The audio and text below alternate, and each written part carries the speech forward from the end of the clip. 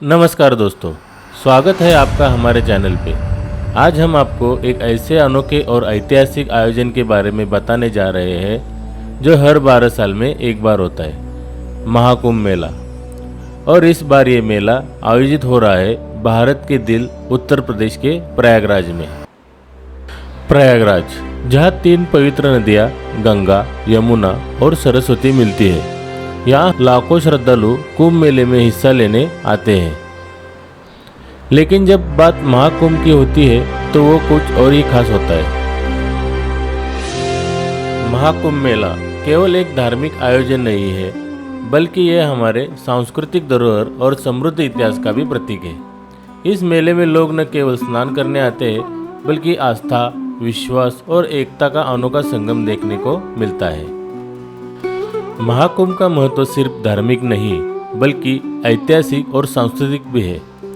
ये मेला हमें हमारी परंपराओं से जोड़ता है और हमें अपने देश के विशाल और विविधतापूर्ण धरोहर का एहसास कराता है। तो आज हम इसी अद्भुत महाकुंभ मेला का हिस्सा होने जा रहे हैं। हम अभी पुणे से महाकुंभ मेले तक का सफ़र आपके साथ शेयर करने वाले हैं। तो बने रहिए हमारे साथ इस अद्भुत यात्रा में।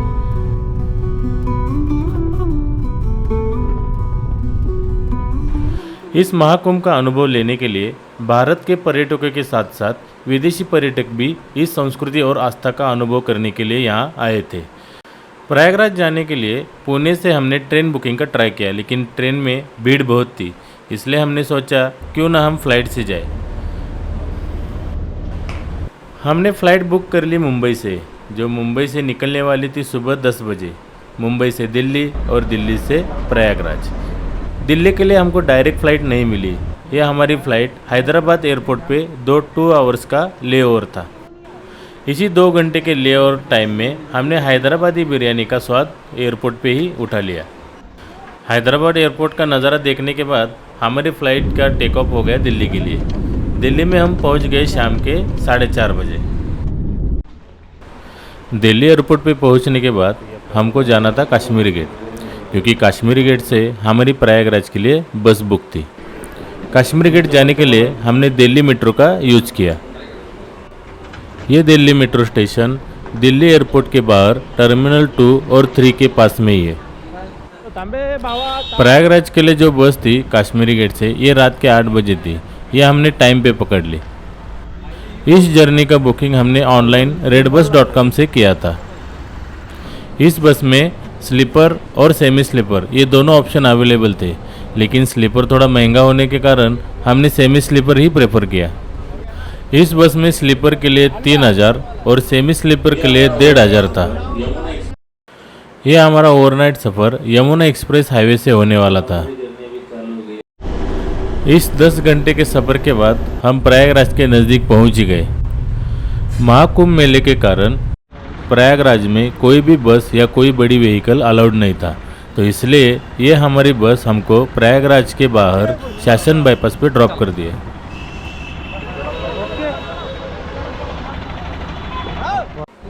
इस बाईपास से प्रयागराज महाकुंभ मेले का अंतर लगभग 15 किलोमीटर था, तो हमने ऑटो वाले से बात करके ऑटो से जाने का निर्णय ले लिया। यहाँ से आपको 10 किलोमीटर अंदर पड़ेगा, वहाँ से 3 किलोमीटर नहीं। 50 रुपये पर सीट ये रेट फाइनल होने के बाद हम हमारे ऑटो की तरफ बढ़ गए और ये हमारे ऑटो का सफ़र अभी चालू हो गया। आपका भी ब्लॉगर महोदय,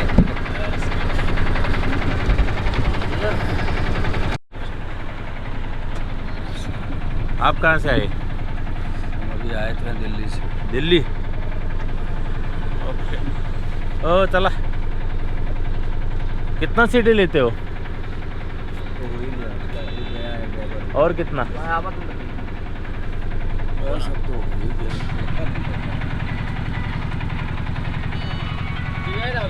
मेला बाद जाना कोचिंग बंद करो। परेशान हो फिर हमारे लोग परेशान कर रहे हैं। ठीक है, रखो। इधर से बस नहीं है क्या बड़ा वाला? ये ऐसा वाला? ये सब नहीं जाने दे रहे, ये सब जा रहे हैं अंदर, पर सवारी नहीं उठाएंगे। ये वाली बस उठाएगी, जहाँ हम अंदाजा चल रहे हैं ना वहीं तक ये भी जाएगी। ऐसे ही ऑटो ड्राइवर के साथ गप्पे लड़ाते लड़ाते हम प्रयागराज के लिए निकल पड़े। हाँ आराम से जाइए, स्नान करिए, आराम से आइए। आज बहुत लोग आएंगे ना इधर। आराम से आइए भैया, महाकुंभ है। अखाड़े भी खड़े लगा रखे ये रोड सब वो है, मेले में ही है अखाड़ा। इधर अभी ये रोड पे है, उधर अभी आगे अलग है। ये इलेक्ट्रिक ऑटो भी इधर ही जाता है क्या पूरा लेके? वो कितना लेता है पर सवारी मालूम नहीं?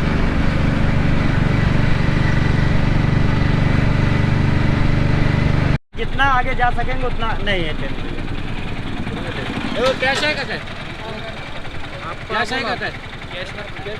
आलोय आपण 1 किलोमीटर आहे. 500ची नोट आहे पण आता आहे खाली 200। हां हां.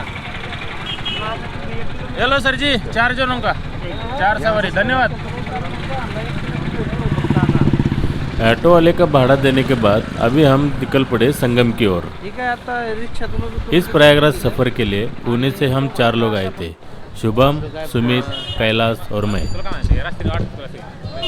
नाही वाटत काही एवढं पंढरपुरात याच्यापेक्षा मोठं असतं. दगडूशेठला जास्त असते गर्दी। चहा घेऊ रे, चहा घ्यायचं आहे का? स्वच्छ आहे का मुस्तारी? नव्हती आउटलेट काढ. हे बघा, ही आहे अजून एक सवारी। त्याला विचारा कुठं बाबाजी किधर तक ले छोड़ते हैं? चलेंगे आपको 18 नंबर ढाल तक। कहाँ तक? 18 नंबर ढाल तक चलेंगे। घाट तक? ये संगम घाट तक? नहीं, त्रिवेणी घाट। मला एक चालत जाऊ ना।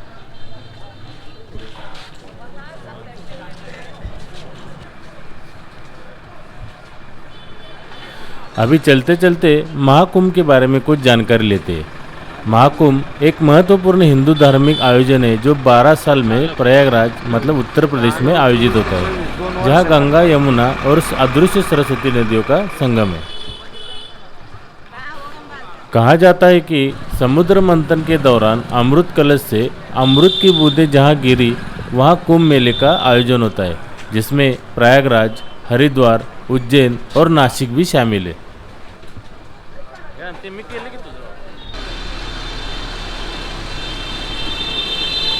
आपली शिवशाही टाइप एसी।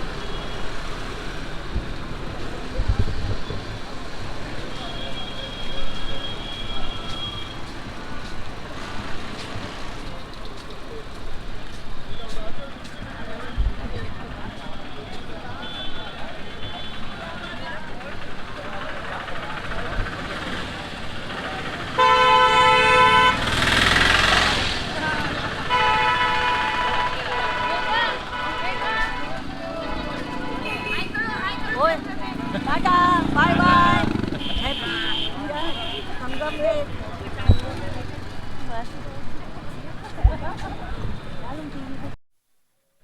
काही सगळे आंघोळ करून आले लोक। मस्त आहे, चला।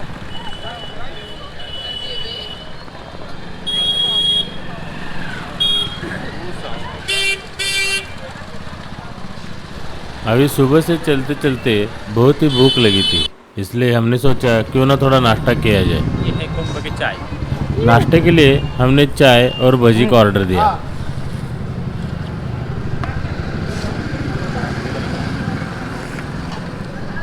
चांगलं आहे का? आपल्या इकडल्यासारखं नाही। हा? आपल्या इकडल्यासारखं नाही। अरे न करून ठेवलेलं आहे। चाय तो थोड़ी अच्छी थी, लेकिन भजियों का स्वाद कुछ अच्छा नहीं लगा। गोबीचे समोसे कसे असतात तसं लागतंय। गोबीचे समोसे असतात तसे बारीक बारीक। नाश्ता होने के बाद हम संगम की ओर चल पड़े।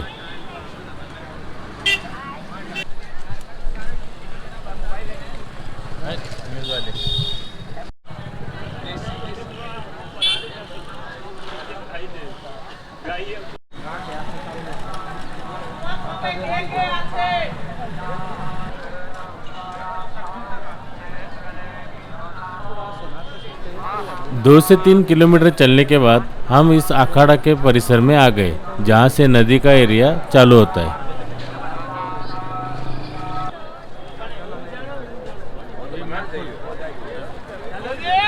म्हणलं नाही तिकडे जा म्हणला ना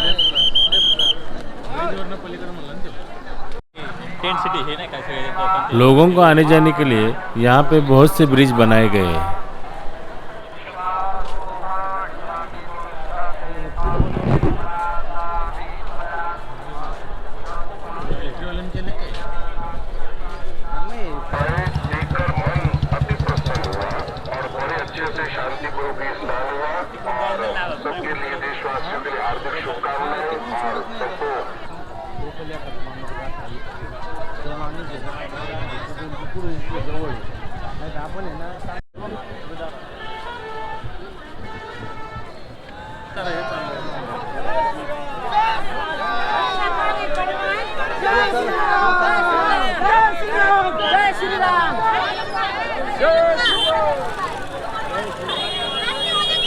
जाते क्या यही जाते इधर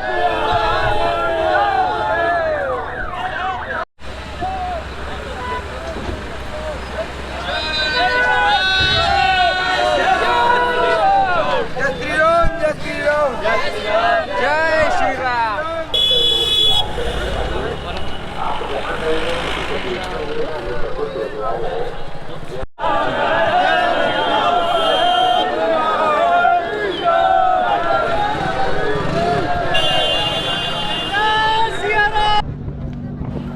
बीस से 25 मिनट चलने के बाद हम पहुंच गए नदी के किनारे। नदी के किनारे गंगा नदी का पानी लेने के लिए कैन भी अवेलेबल थे। भक्तों की भीड़ तो बहुत थी, लेकिन मैनेजमेंट अच्छे होने के कारण हड़बड़ी नहीं थी। ज्या क्षणासाठी इतक्या लांबून आलोय त्या क्षणाच्या खूप जवळ आलोय।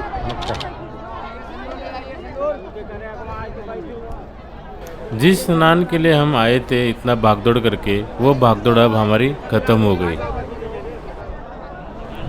दुनिया भर से लाखों करोड़ों लोग यहाँ शाही स्नान के लिए आ गए हैं। धार्मिक मान्यता के मुताबिक महाकुंभ में स्नान करने से व्यक्ति को मोक्ष की प्राप्ति होती है और सभी पापों से मुक्ति मिलती है।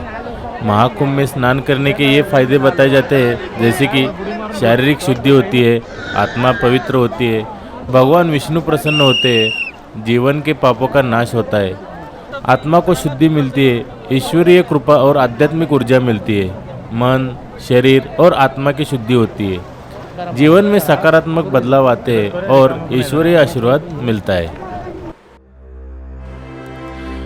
हर व्यक्ति की जिंदगी में एक ऐसा पल आता है जब वो आत्मा को शुद्ध करने के लिए खुद को प्रकृति के साथ जोड़ता है।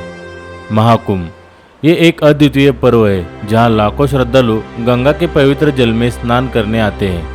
ये सिर्फ एक स्नान नहीं, बल्कि एक ऐतिहासिक और आध्यात्मिक अनुभव है जो हजारों वर्षों से भारत की संस्कृति का हिस्सा है। जैसे गंगा का पानी सबको शुद्ध करता है, वैसे ही महाकुंभ का ये पवित्र स्नान हमें अपने जीवन की दिशा को सही करने की प्रेरणा देता है। यह हमें याद दिलाता है कि हर कठिनाई, हर चुनौती और हर पाप को त्याग कर हम नए सिरे से जीवन शुरू कर सकते हैं। महाकुंभ का यह शाही स्नान सिर्फ एक धार्मिक क्रिया नहीं, बल्कि यह आत्मबल की खोज है। यह हमें सिखाता है कि जीवन में चाहे कितनी भी कठिनाई आए, अगर हमारा विश्वास और आत्मबल मजबूत हो तो हम हर बाधा को पार कर सकते हैं। तो आइए इस पवित्र अवसर पर हम भी अपने भीतर की गंगा को महसूस करें और अपने जीवन को शुद्ध करें। तो महाकुंभ की ये यात्रा आपको कैसी लगी हमारे कमेंट बॉक्स में ज़रूर लिख दीजिएगा। अगर ये वीडियो आपको अच्छी लगती है तो अपने दोस्तों के साथ, फैमिली के साथ शेयर ज़रूर करें। अगर आप हमारे चैनल पर नए हो तो सब्सक्राइब करना ना भूलें। तो चलो मिलते हैं ऐसे एक इन्फॉर्मेशन या हमारी यात्रा के साथ। तब तक जय हिंद।